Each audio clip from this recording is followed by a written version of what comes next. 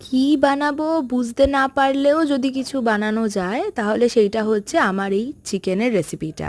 তো অনেক কিছুই ভাবছিলাম বানাবো, গার্লিক চিকেন, পিপার চিকেন, কিন্তু কি হলো আলটিমেটলি জানি না। বাটার মশলা চিকেনও হতে পারে, জানি না। তোমরা দেখে বলো তো যে এটা কি চিকেন আলটিমেটলি দাঁড়িয়েছে। তো প্রথমেই তো নিয়ে নিয়েছিলাম ধুয়ে রাখা মাংসগুলো, আর তার মধ্যে দিয়ে দিয়েছিলাম আদা রসুন বাটা, গোলমরিচের গুঁড়ো, নুন আর লেবু। তো তারপরে বেশ খানিকক্ষণ ওটা দিয়ে ম্যারিনেট করে রেখে দেওয়ার পর কড়াই বসিয়ে দিলাম তেল গরম করতে। এটার মধ্যে মিশিয়ে দিলাম আর একটু কর্নফ্লাওয়ার, আর তারপরে একে একে গরম তেলে ছেড়ে দিলাম চিকেনগুলোকে ভাজার জন্য, আর তার সাথে হালকা কিছুটা সেদ্ধ হওয়ার জন্য। বেশ একটা একটা করে পিস ছাড়ছিলাম, আর ভালোই লাগছিল দেখতে, এবং গন্ধটাও না ম্যারিনেশনের জন্য বেশ ভালোই বেরোচ্ছিল। তো মোটামুটি সবকটা পিস দিয়ে দেওয়ার পর হালকা হাতে একটুখানি উল্টে পাল্টে ভেজে নিলাম। আর ভেজে নেওয়ার সাথে সাথে দেখলাম বেশ হালকা মতন একটু সেদ্ধও হয়ে গেছে। আর এই ভাজার কাজটাকে আরও ভালো করার জন্য এবং সেদ্ধটাকেও ভালো করার জন্য আমি একটু ঢাকা দিয়েও খানিকক্ষণ রেখেছিলাম।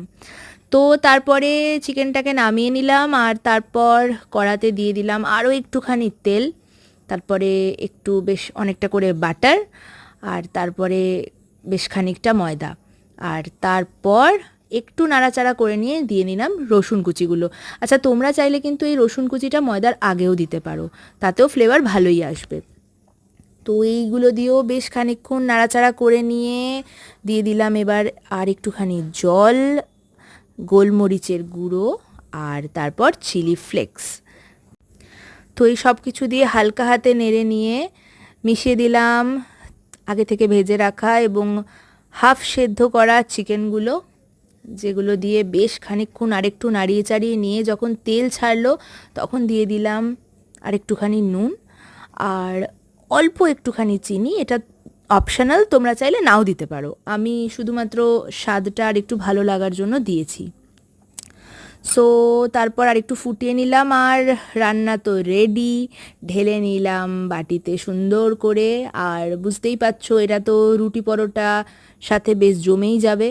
তো নিয়ে নিয়েছিলাম পরোটা, আর তার সাথে এই সুন্দর চিকেনের প্রিপারেশানটা, যেটা খেতে তো খুবই ভালো হয়েছিল, কিন্তু নামটা আমি জানি না কি দেওয়া যায়।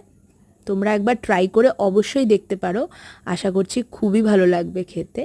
আর সবশেষে বেশ পরোটা ছিঁড়ে মনের আনন্দে তো আমি সেদিনের ডিনারটা শেষ করলাম।